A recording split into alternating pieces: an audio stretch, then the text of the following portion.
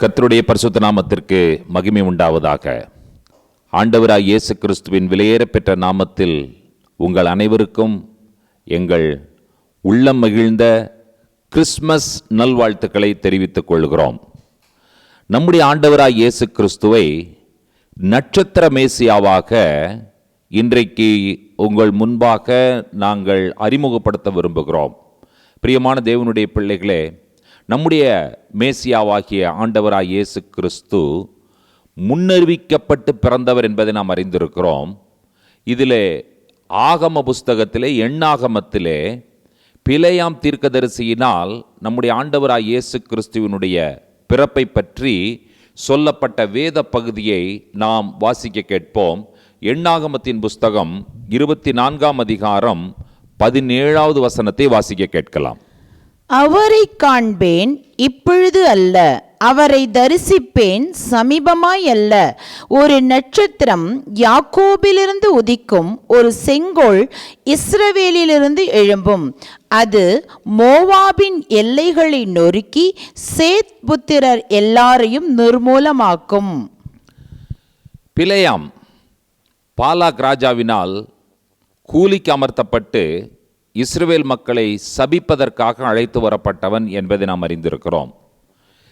இவனால் இஸ்ரவேல் மக்களை சபிக்கவே முடியவில்லை, கர்த்தர் அதை அனுமதிக்கவே இல்லை என்பதையும் நாம் அறிந்திருக்கிறோம். இப்பொழுது இந்த தீர்க்க தரிசனத்தினுடைய அந்த வார்த்தைகளை நீங்கள் கவனிப்பீர்கள் என்று சொன்னால், பிலேயாமினுடைய வார்த்தைகளை பாருங்கள். அவரை காண்பேன் இப்பொழுது அல்ல, அவரை தரிசிப்பேன் சமீபமாய் அல்ல. பிலேயாம் தீர்க்க தரிசனம் உரைத்த location, geographical location, that is very very important. Geographical location, அந்த பூகோள அமைப்பு நமக்கு தெரிந்தால்தான் இந்த தீர்க்க தரிசனத்தினுடைய வார்த்தையினுடைய வல்லமைகள் நமக்கு நிச்சயமாக புரியும். மோவாப், அந்த இடத்துல இஸ்ரவேல் மக்கள் பாளையம் இறங்கி இருக்கிறார்கள். நீங்கள் இந்த வரைபடத்தை பாருங்கள். அவர்கள் எகிப்திலிருந்து பிரயாணப்பட்டு வருகிறார்கள், செங்கடலை கடந்து வருகிறார்கள், மாராவை அவர்கள் சந்திக்கிறார்கள், அதற்கடுத்தபடியாக ஏலிமிற்கு வருகிறார்கள். ஏலிமை தொடர்ந்து சீனாய் பர்வதத்திலே அவர்கள் கர்த்தருடைய கட்டளைகளை பெற்றுக்கொள்ளுகிறார்கள். பிற்பாடு அவர்கள் காதேஸ் பாலைவன சோலை வரைக்கும் வருகிறார்கள். அங்கே இருந்து ஸ்பைஸ் வேவுகாரர்களை தேசத்திற்கு அனுப்புகிறார்கள். 12 வேவுக்காரர்கள் போய் 40 நாள் தேசத்தை வேவு பார்த்துவிட்டு உளவு பார்த்துவிட்டு வந்து 10 பேர் துர்ச்செய்தி பரப்பினார்கள், 2 பேர் நற்செய்தி சொன்னார்கள். துர்ச்செய்தியை கேட்ட மக்கள் அங்கே ஒரு முரட்டாட்டம் படுகிறபடியினால அதே இடத்திலே அவர்கள் 40 வருடங்கள், அல்லது சரியாக சொல்ல வேண்டும் என்று சொன்னால் 38 வருடங்கள் பிளஸ் அவர்கள் அங்கேயே இருந்து பின் சந்ததி முழுவதும் மரிக்கிறது. அவர்கள் தொடர்ந்து பிரயாணப்பட்டு எங்கே வருகிறார்கள் என்று சொன்னால் ஏதோமை கடந்து மோவாப் தேசத்திற்கு வந்து விட்டார்கள். இப்பொழுது இந்த மோவாப் தேசத்திலே இந்த பாலாக் அரசன் பார்க்கிறான், இஸ்ரவேல் மக்களை போரினால் ஜெயிக்க முடியாது என்பதை அவன் அறிந்திருந்தபடியினால இவர்களை சபித்து ஒன்றுமில்லாமல் செய்து விடலாம் என்று சொல்லி பிலேயாம் என்கிறதான தீர்க்கதரிசியை மெசபத்தோமியாவிலிருந்து அழைத்து வருகிறான் கூலிக்கு அமர்த்தி. கர்த்தர் அனுமதிக்கவில்லை, ஆனாலும் திரும்பவும் போகிறான். போகும் பொழுது ஒவ்வொரு முறையும் இவனால் இஸ்ரவேல் மக்களை ஆசீர்வதிக்கத்தான் முடிகிறதே ஒழிய சபிக்க முடியவில்லை. இப்பொழுது பாலாக் ராஜா என்ன செய்கிறான், அந்த யோர்தான் தேசம், இப்பொழுது அது யோர்தான் என்று அழைக்கப்படுகிறது. Now the country is called Jordan. பல வித்தியாசமான இடங்களில் நின்று நிறுத்தி அவனை காண்பிக்கிறான். இந்த கோணத்திலிருந்து பார், ஒருவேளை இஸ்ரவேல் மக்களினால் சபிக்க முடிகிறதா? இன்னொரு கோணத்திலிருந்து காண்பிக்கிறான். எந்த கோணத்திலிருந்தும், எந்த பார்வையிலிருந்தும், எந்த திசையிலிருந்தும் பிலேயாமினால் இஸ்ரவேல் மக்களை சபிக்கவே முடியவில்லை.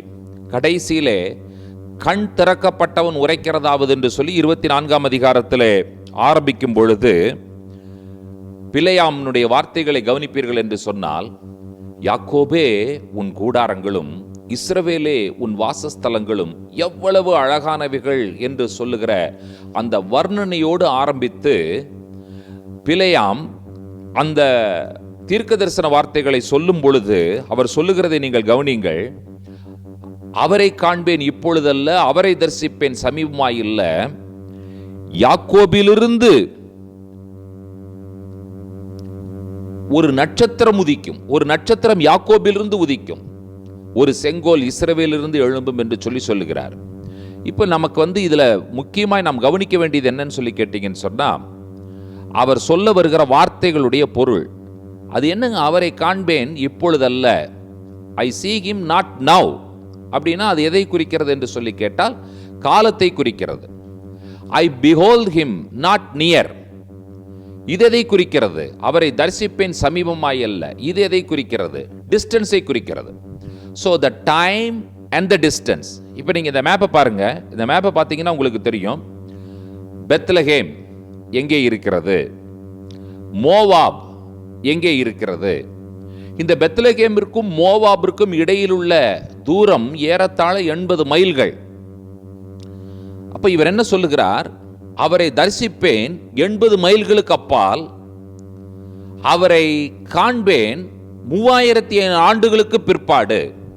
பிலேயாம் வாழ்ந்த காலத்திலிருந்து 3500 ஆண்டுகளுக்கு பின்பு பிலேயாம் நிற்கிற இடத்திலிருந்து 80 மைல்களுக்கு அப்பால் பெத்லகேமிலே நட்சத்திரமாக உதித்தவர் நம்முடைய ஆண்டவராய் இயேசு கிறிஸ்து. ஆகியனால் தான் அவரை நட்சத்திர மேசியா என்று நாம் சொல்லுகிறோம், ஸ்டார் மெசாயா.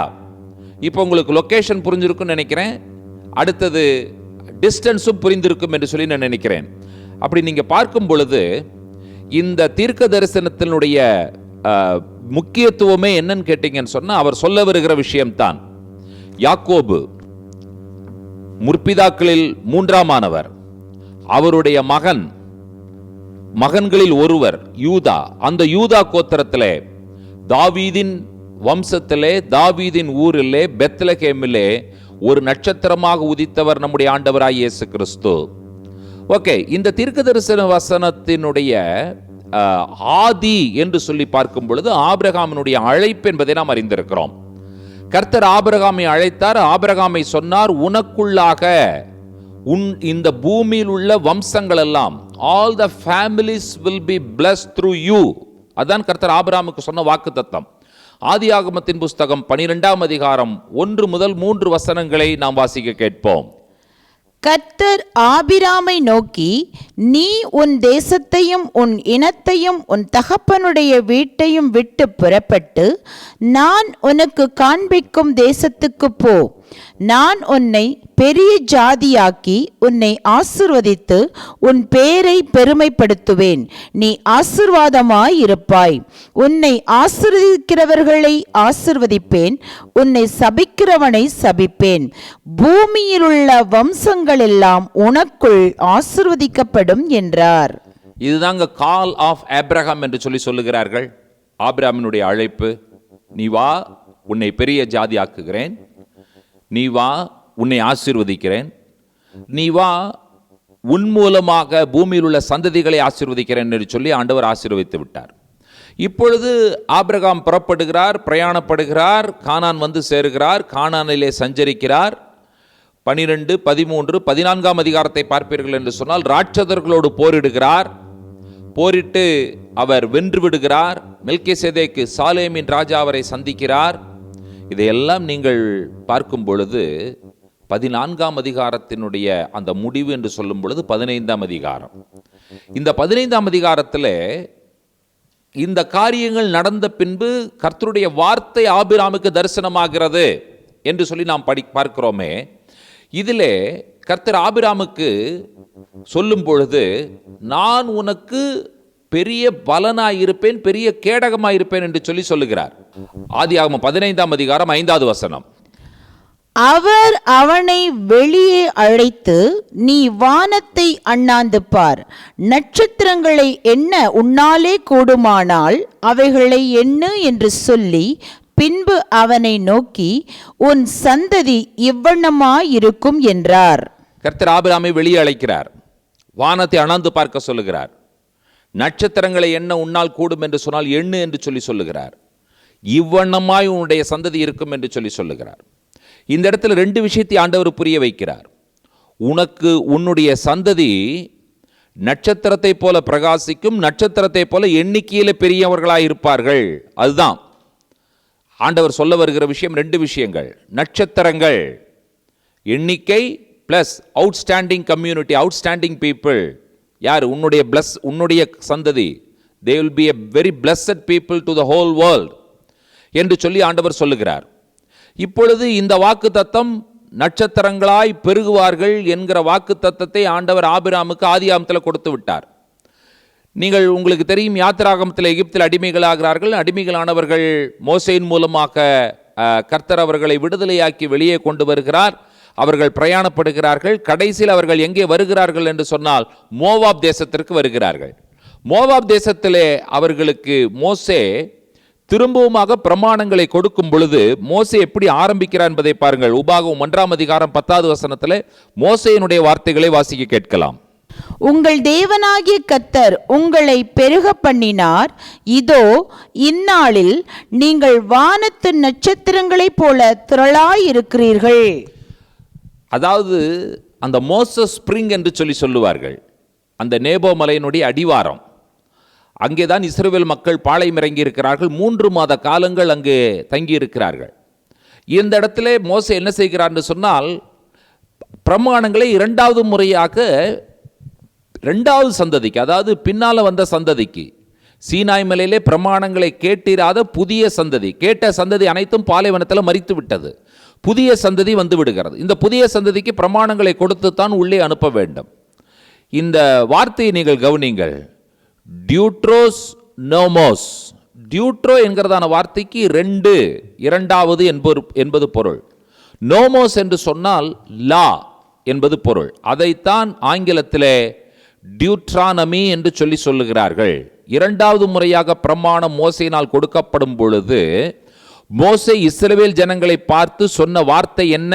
திரும்பவும் வாசிக்க கேட்கலாம். உபாகமத்திலே உங்கள் தேவனாகிய கர்த்தர் உங்களை பெருக பண்ணினார். கவனிங்கள், உங்கள் தேவனாகிய கர்த்தர் உங்களை பெருக பண்ணினார். இதோ இந்நாளில் நீங்கள் வானத்து நட்சத்திரங்களைப் போல திரளாயிருக்கிறீர்கள். வானத்து நட்சத்திரங்களைப் போல திரளாயிருக்கிறீர்கள். இப்போ இது கன்ஃபார்ம் ஆயிடுச்சு. என்னன்னு கேட்டீங்கன்னு சொன்னா, ஆபிரகாமுக்கு கொடுத்த வாக்கு தத்தத்தையே இங்கே அவர் திரும்பவுமாக ரீஇன்ஸ்டியூட் பண்ணுகிறார். அது கன்ஃபார்மா? ஆமா, ஆபிரகாமுக்கு சொன்னபடிதான் நடந்திருக்கிறது என்று சொல்லப்பட்டிருக்கிறது. நீங்கள் கவனிக்கிறீர்கள். இப்பொழுது பழைய ஏற்பாட்டினுடைய தீர்க்க தரிசன நூல்களிலே நம்முடைய மேசியாவை பற்றி சொல்லப்பட்ட தீர்க்க தரிசனத்தை மல்கியா என்ன சொல்லுகிறார் என்பதை 4ஆம் அதிகாரம் 2வது வசனத்தில் வாசிக்க கேட்கலாம். ஆனாலும் என் நாமத்துக்கு பயந்திருக்கிற உங்கள் மேல் நீதியின் சூரியன் உதிக்கும், அதன் செட்டைகளின் கீழ் ஆரோக்கியம் இருக்கும். நீங்கள் வெளியே புறப்பட்டு போய் கொழுத்த கன்றுகளைப் போல வளருவீர்கள். பழைய ஏற்பாட்டினுடைய கடைசி தீர்க்கதரிசி மல்கியா அவர் சொல்லும் பொழுது, என் நாமத்திற்கு பயந்திருக்கிற உங்கள் மேல் நீதியின் சூரியன் உதிக்கும். Son of righteousness. சன், சூரியன். எத்தனை பேர் நீங்கள் புரிந்து கொள்ளுகிறீர்கள்? Sun is also a star. சூரியனும் ஒரு நட்சத்திரம் தான். மற்ற நட்சத்திரங்களெல்லாம் நம்முடைய கண்களுக்கு, நம்முடைய இருப்பிடத்திற்கு, அதாவது பூமிக்கு வெகு தொலைவில் இருப்பதினால் அவைகள் சிறியதாக தெரிகின்றன. ஆனால் அவைகள் அருகில் இருந்தால் நம்மால் வாழ முடியாது. சூரியன் தான் நமக்கு அருகில் இருக்கிற நட்சத்திரம். இந்த மல்கியா சொல்லும் பொழுது, என் நாமத்திற்கு பயந்திருக்கிற உங்கள் மேல் நீதியின் சூரியன் என்கிற நட்சத்திரம் உதிக்கும், அதன் செட்டைகளின் கீழ் ஆரோக்கியம் இருக்கும். அப்போ நம்முடைய மேசியாவாகிய இயேசு கிறிஸ்து நீதி என்கிற நட்சத்திரமாக இந்த பூமியில உதிப்பார் என்று சொல்லி மல்கியா தீர்க்க தரிசனம் உரைத்து 400 ஆண்டுகளுக்கு பிறகு அந்த நட்சத்திரமாக பெத்லகேமிலே உதித்தார் நம்முடைய மணவாளன் ஆண்டவராய் இயேசு கிறிஸ்து என்பதை நாம் அறிந்திருக்கிறோம். இப்பொழுது மத்தேயு எழுதின சுவிசேஷத்திற்கு நம்முடைய கவனத்தை திருப்பும் பொழுது 2ஆம் அதிகாரம் 2வது வசனத்திலே இந்த வான சாஸ்திரிகள் கேட்கிற கேள்வியை பாருங்கள். யூதருக்கு ராஜாவாக பிறந்திருக்கிறவர் எங்கே? கிழக்கிலே அவருடைய நட்சத்திரத்தை கண்டு அவரை பணிந்து கொள்ள வந்தோம் என்றார்கள். கவனிச்சிங்களா? யூதருக்கு ராஜாவாக பிறந்திருக்கிறவர் எங்கே? கிழக்கிலே அவருடைய நட்சத்திரத்தை கண்டு அவரை பணிந்து கொள்ள வந்தோம் என்றார்கள். நீங்கள் நன்றாய் ஒன்றை கவனிக்க வேண்டும். பிலேயாம் அவன் புறஜாதி. அவனால் மோவாப் தேசத்திலே இருந்து 80 மைல்களுக்கு அப்பால் 3500 ஆண்டுகளுக்கு பின்பு உதிக்கப் போகிற நட்சத்திரத்தை அவனால் பார்க்க முடிந்தது. இந்த சாஸ்திரிகளையும் புறஜாதிகள் என்று சொல்லுகிறார்கள் வேத வல்லுநர்கள். இவர்கள் பிலேயாமினுடைய தீர்க்க தரிசனத்தை படித்துவிட்டு காலங்களை அவர்கள் ஆராய்ச்சி செய்து பார்த்து, நாட் நவ், இப்பொழுது அல்ல என்று சொல்லும் பொழுது எப்பொழுது பிறப்பார் என்பதை அவர்கள் உன்னிப்பாய் வேதாகமங்களை படித்து ஆராய்ச்சி செய்து இவர்கள் புறப்பட்டு வந்து விட்டார்கள். யாரை பார்க்க வந்திருக்கிறார்கள்? நட்சத்திரமாக உதித்த மேசியாவாகிய இயேசு கிறிஸ்துவை பார்க்க வந்திருக்கிறார்கள். மத்தேயு எழுதின சுவிசேஷம் ஒரு யூதனால் எழுதப்பட்டது என்பதை நாம் அறிந்திருக்கிறோம். அவர் ஆண்டவராகிய இயேசு கிறிஸ்துவினுடைய நேரடியான சீஷனாகவும் இருந்திருக்கிறார். அது மட்டுமல்ல, இஸ்ரவேலினுடைய அந்த பூகோள அமைப்பு அவருக்கு பரிச்சயம். ஏனென்று சொன்னால் இஸ்ரவேலினுடைய தேசங்களிலே அவரும் ஒரு வரி வசூலிப்பாளனாக இருந்திருக்கிறார். மத்தேயு சுவிசேஷத்தை எழுதும் பொழுது யூதர்களுக்கு எழுதினார் என்பதை நாம் அறிந்திருக்கிறோம். ஆகினாலே மத்தேயுனுடைய ஒரிஜினல் மேனுஸ்கிரிப்ட் எதிலே இருக்கிறது என்று சொன்னால் எபிரேய மொழியிலே இருக்கிறது. இதிலே பல மொழிபெயர்ப்புகள் உருவான காரணத்தினால் அதிலே சில புரிந்து கொள்ளுதல்களை நாம் கவனிக்க மறந்து விடுகிறோம். அது என்னவென்று சொன்னால், இயேசுநாதர் பிறந்த பொழுது ஒரு நட்சத்திரம் பிறந்ததா என்கிற கேள்விக்கு என்னால் சரியான பதிலை சொல்ல முடியவில்லை. ஆனால் நான் ஒன்றை ஆணித்தரமாக சொல்ல விரும்புகிறேன். இயேசுநாதர் ஏதோ ஒரு நட்சத்திரத்தில் பிறக்கவில்லை, இயேசுநாதர் தான் நட்சத்திரமாக பிறந்தார் என்பதுதான் என்னுடைய ஆணித்தரமான கருத்தாக நான் இங்கே சொல்ல விரும்புகிறேன். பிரியமான தேவனுடைய பிள்ளைகளே, மத்தேயு எழுதின சுவிசேஷம் 2ஆம் அதிகாரத்திலே பல டிபேட், அதாவது பலவிதமான கோட்பாடுகள் இங்கே முன்வைக்கப்படுகின்றன. பலவிதமான கேள்விகள் வேதாகம அறிவியலாளர்களால், அறிஞர்களால் முன்வைக்கப்படுகின்றன, இறையியலாளர்களால் முன்வைக்கப்படுகின்றன. இவர்கள் நட்சத்திரத்தை பார்த்தே வந்திருப்பார்கள் என்று சொன்னால் இவர்களுடைய பிரயாணம் ஒருவேளை இரவிலேயே தான் இவர்கள் பிரயாணம் செய்திருப்பார்களா என்கிற கேள்வியெல்லாம் முன்வைக்கப்படுகிறது. அவ்விதமான விவாதங்களுக்குள்ளாக நான் செல்ல விரும்பவில்லை. ஆனால் என்னுடைய புரிந்து கொள்ளுதல் எண்ணாகம புஸ்தகத்தின்படி இயேசு கிறிஸ்து ஒரு நட்சத்திரமாக பிறந்தார் என்பதுதான் இன்றைக்கு உங்களுக்கும் எனக்கும் கிடைத்த நற்செய்தி. இயேசு நட்சத்திரமாக இந்த பூலோகத்தில் பிறந்ததினால் எனக்கு என்ன என்கிறதான ஒரு கேள்வி நான் முன்வைக்க வேண்டும். கிறிஸ்மஸ், நாம் வீடுகளில் நட்சத்திரங்களை கட்டுகிறோம், ரொம்ப நல்லது. இப்பொழுது பார்த்தீர்கள் என்று சொன்னால் 30 வருடங்களுக்கு முன்பாக என்னுடைய கோவை மாவட்டத்தினுடைய கிராமங்களில் நான் பிரயாணிக்கும் பொழுது எந்த ஒரு வீடுகளிலுமே நட்சத்திரங்களை பார்க்க முடியாது. ஏதோ ஒரு கிராமத்தில் இருக்கலாம். ஆனால் 30 வருடங்களுக்கு பிறகு இப்பொழுது 2023, 24 இந்த வருடங்களிலே கிராமங்களுக்குள்ளாக நாங்கள் செல்லும் பொழுது நாங்கள் பார்க்கும் மகிழ்ச்சியான காட்சி என்னவென்று சொன்னால், அநேக வீடுகளிலே நட்சத்திரங்கள் தொங்கவிடப்பட்டிருக்கிறதை நாங்கள் பார்க்கிறோம். அது என்ன நமக்கு புரிய வைக்கிறது என்று சொன்னால், அவர்கள் கிறிஸ்தவர்கள் என்பதை நமக்கு புரிய வைக்கிறது. ஆகினால மகிழ்ச்சியான கிறிஸ்மஸ் காலங்களிலே வீடுகளிலே நம்முடைய பிள்ளைகளினுடைய மகிழ்ச்சி மற்றவர்களும் பார்த்து இவர்கள் கிறிஸ்தவர்கள் என்பதை புரிந்து கொள்வதற்காக வீடுகளிலே அலங்காரமான நட்சத்திரங்களை நாம் தொங்க விடுகிறோமே, அது எவ்வளோ மகிழ்ச்சிக்குரிய விஷயம்.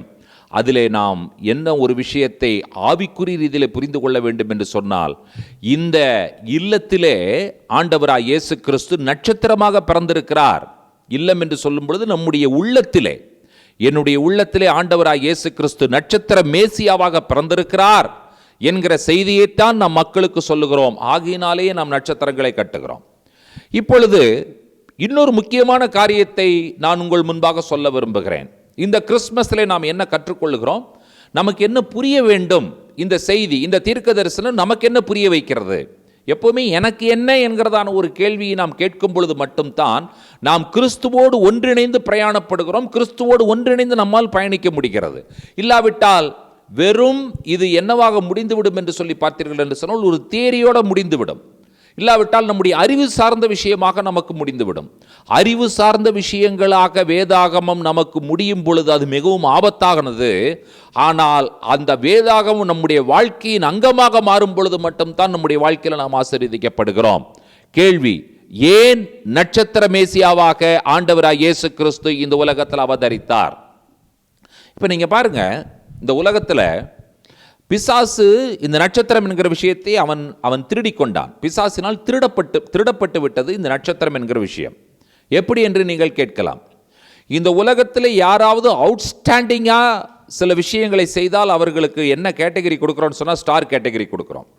விளையாட்டிலே ஒருவன் மிக பிரகாசமாக மற்றவர்களுடைய ஜொலித்தான் என்று சொன்னால் ஸ்டார் பிளேயர் என்று சொல்லுகிறோம். அதே போல நடிப்பிலே மற்றவர்களை விட வித்தியாசமாக ஏராளமான ரசிகர்களோடு ஒருவன் காணப்படுவான் என்று சொன்னால் ஸ்டார் ஆக்டர் என்று சொல்லுகிறோம். அதே போல இராணுவத்திலும் காவல்துறையிலும் மற்றவர்கள் செய்த பணியை விட வித்தியாசமான பணிகளை வீர தீர செயல்களை செய்வார்கள் என்று சொன்னால் அவர்களுக்கு ஸ்டார் கேட்டகரி கொடுக்குறோம். பார்த்தீங்கன்னு சொன்னால் உங்களுடைய ட்ரெஸ்ஸில் 2 ஸ்டார் 3 ஸ்டார் 4 ஸ்டார் இப்படியெல்லாம் இருக்கும். அதே போல் நீங்கள் ஏதாவது ஒரு ப்ராடக்ட் வாங்கினீங்கன்னு சொன்னால் அவங்க சொல்கிறாங்க ஸ்டார் ரேட்டிங் கொடுங்க சார். என்ன ஸ்டார் ரேட்டிங் கொடுங்க? 5 ஸ்டார் ரேட்டிங் இருந்துச்சுன்னு சொன்னால் அந்த ப்ராடக்ட் நல்ல ப்ராடக்ட்டு அப்படின்னு சொல்லி நம்ம புரிந்து கொள்கிறோம். 3 ஸ்டார் 4 ஸ்டார் 4.5 ஸ்டார் இப்படிலாம் கொடுக்குறவங்க இருக்கிறாங்க இல்லையா? சார் ஸ்டார் ரேட்டிங்கில் எப்படி இருக்குதுன்னு பாருங்கள். ஹோட்டலுக்கு ஸ்டார் ரேட்டிங் கொடுக்குறாங்க, ப்ராடக்ட்டுக்கு ஸ்டார் ரேட்டிங் கொடுக்குறாங்க, துணி கடைகளுக்கு ஸ்டார் ரேட்டிங் கொடுக்குறாங்க.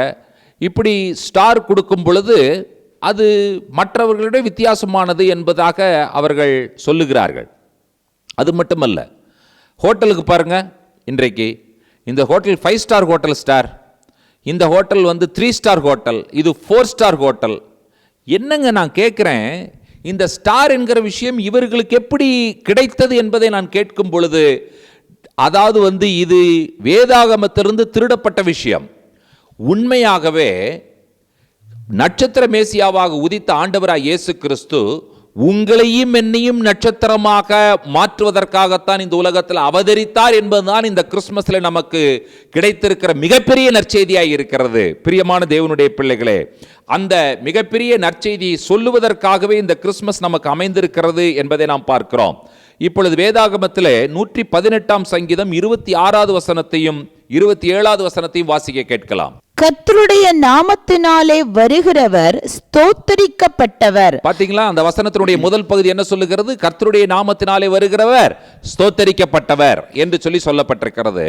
அடுத்த வசனத்தினுடைய முதல் பகுதியை வாசிக்க கேட்போம். கர்த்தர் நம்மை பிரகாசிப்பிக்கிற தேவனாயிருக்கிறார். கர்த்தருடைய நாமத்தினாலே வருகிறவர் ஸ்தோத்தரிக்கப்பட்டவர். எதற்காக வருகிறார் என்று சொன்னால் நம்மை நட்சத்திரங்களைப் போல பிரகாசிப்பதற்காகவே நட்சத்திர மேசியாவாக இந்த உலகத்தில் அவதரித்தார் என்று சொல்லி சங்கீதங்களிலே மேசியாவை பற்றிய தீர்க்க தரிசன வசனங்களை நாம் வாசிக்க கேட்டோம். இப்பொழுது ஏசாயா தீர்க்க தரிசனத்தினுடைய வசனங்களை வாசிக்க கேட்கலாம். ஏசாயா 9ஆம் அதிகாரம் 2வது வசனத்தை வாசிக்க கேட்போம். இருளில் நடக்கிற ஜனங்கள் பெரிய வெளிச்சத்தை கண்டார்கள். மரண இருளின் தேசத்தில் குடியிருக்கிறவர்களின் மேல் வெளிச்சம் பிரகாசித்தது. இருளில் இருக்கிற ஜனங்கள் பெரிய வெளிச்சத்தை கண்டார்கள். யாருங்க அந்த வெளிச்சம்? அதே அதிகாரத்தினுடைய 6வது வசனத்தை வாசிக்க கேட்கலாம்.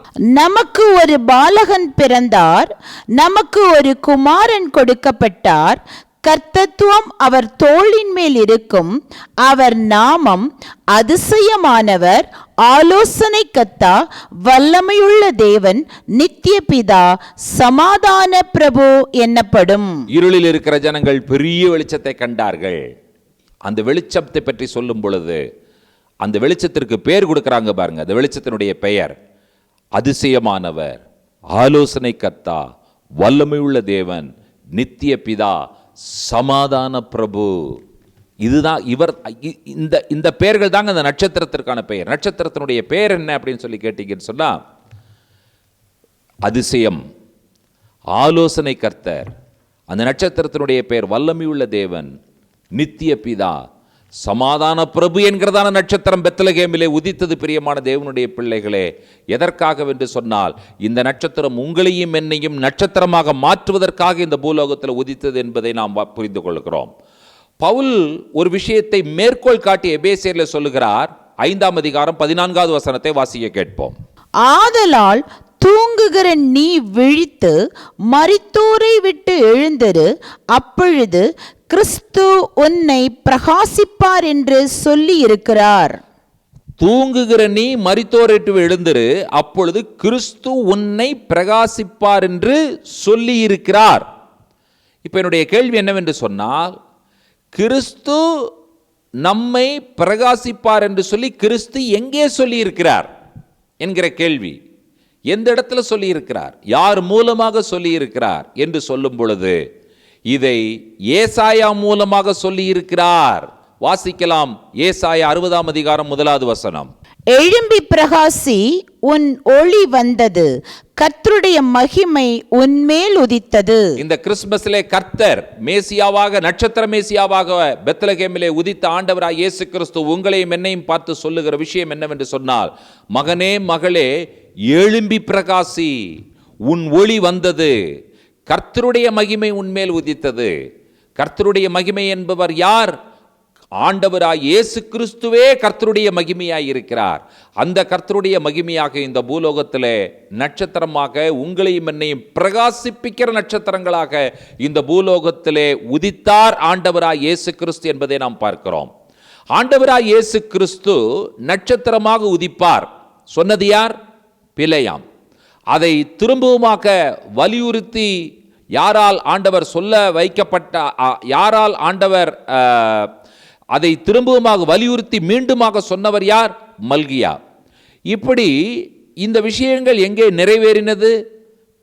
பெத்லகேமில் நிறைவேறினது. சாஸ்திரிகள் வந்து பார்க்கிறார்கள். இந்த ஆண்டவராய் இயேசு கிறிஸ்துவினுடைய வார்த்தைகள், அதாவது இதை கடைசியில் சொல்லும் பொழுது வெளிப்படுத்தின விசேஷத்தினுடைய 22ஆம் அதிகாரம் 16ஆம் வசனத்தை நீங்கள் வாசிப்பீர்கள் என்று சொன்னால், இயேசு கிறிஸ்துவே அதை தன்னுடைய வாயினாலே உறுதிப்படுத்துகிறார் என்பதை நாம் கண்டுபிடிக்கிறோம். வாசிக்க கேட்போம். சபைகளில் இவைகளை உங்களுக்கு சாட்சியாக அறிவிக்கும்படிக்கு இயேசுவாகிய நான் என் தூதனை அனுப்பினேன். நான் தாவீதின் வேரும் சந்ததியும் பிரகாசமுள்ள விடிவெளி நட்சத்திரமாய் இருக்கிறேன் என்றார். இப்போ பிலேயாம் சொன்னார், மல்கியா சொன்னார், சாஸ்திரிகள் வந்து பார்த்தார்கள்.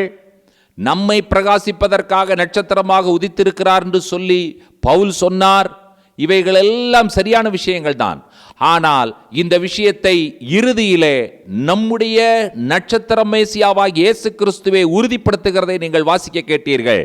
அவர் வாயை திறந்து சொன்ன வார்த்தை என்ன? நான் தாவீதின் வேரும் சந்ததியும் பிரகாசமுள்ள விடிவெளி நட்சத்திரவுமாய் இருக்கிறேன் என்று சொல்லி திருவுளம் பற்றினாரே நம்முடைய ஆண்டவராய் இயேசு கிறிஸ்து. இன்றைக்கு நம்முடைய ஆண்டவராய் இயேசு கிறிஸ்து நட்சத்திர மேசியாவாக உங்களுக்கும் எனக்கும் உதித்திருக்கிறார். நம்முடைய உள்ளங்களிலே உதித்திருக்கிறார், நம்முடைய இல்லங்களிலே உதித்திருக்கிறார், நம் ஒவ்வொருவருடைய இருதயங்களிலும் நட்சத்திர மேசியாவாக உதித்திருக்கிறார். இதனுடைய பொருள் என்னவென்று சொன்னால், அந்த நட்சத்திர மேசியா எனக்குள்ளாக இருப்பார் என்று சொன்னால், நான் எழும்பி பிரகாசிப்பேன், நான் ஒளி கொடுப்பேன், நான் இருளில் இருக்கிற ஜனங்களுக்கு வெளிச்சத்தை கொடுப்பேன். என் மூலமாக இருளில் இருக்கிற ஜனங்கள் பெரிய வெளிச்சத்தை கண்டுகொள்வார்கள். இந்த பூலோகத்திலே நானும் நீங்களும் சுடர்விடும் நட்சத்திரங்களாக பிரகாசிப்பதற்காகவே நட்சத்திர மேசியாவாக இந்த உலகத்திலே ஆண்டவராகிய இயேசு கிறிஸ்து உதித்தார் என்பதே இந்த நாளில் நாம் கற்றுக்கொள்ளக்கூடிய ஒரு மாபெரும் மகிழ்ச்சியான கிறிஸ்துமஸ் செய்தியாகும். ஆம் பிரியமான தேவனுடைய பிள்ளைகளே, அந்த மகிழ்ச்சியை நாம் பகிர்ந்து ஒவ்வொருவரும் மகிழ்ச்சியோடு கிறிஸ்துமஸை கொண்டாட உங்கள் அனைவருக்கும் எங்கள் அன்பின் கிறிஸ்துமஸ் நல்வாழ்த்துக்களை மீண்டுமாக தெரியப்படுத்திக் கொள்கிறோம். கர்த்தர் தாமே நம் ஒவ்வொருவரையும் நிறைவாய் ஆசீர்வதிப்பாராக. கண்களை மூடி நாம் ஜெபிப்போம். கிருபையுள்ள பிதாவே, இந்த ஆசீர்வதிக்கப்பட்ட நேரத்திற்காக நாங்கள் நன்றி சொல்லுகிறோம். அவரை காண்பேன் இப்பொழுது அல்ல, அவரை தரிசிப்பேன் சமீபமாய் அல்ல. யாக்கோபிலிருந்து ஒரு நட்சத்திரம் உதிக்கும் என்று சொல்லி பிலேயாமினால் சொல்லப்பட்ட தீர்க்க தரிசனம் மல்கியாவினால் உறுதிப்படுத்தப்பட்டு நிதர்சனமாக பெத்லகேமிலே சாஸ்திரிகளால் சாட்சி பகரப்பட்டு கடைசியில வெளிப்படுத்தின விசேஷத்தில் நீரே கர்த்தாவே எங்களுக்கு எல்லாருக்கும் சொல்லிவிட்டீர், நான் தாவீதின் வேரும் பிரகாசம் உள்ள விடிவெளி நட்சத்திரமாய் இருக்கிறேன் என்று சொன்னீர். ஆண்டவரே, அதற்காக நாங்கள் நன்றி சொல்லுகிறோம்.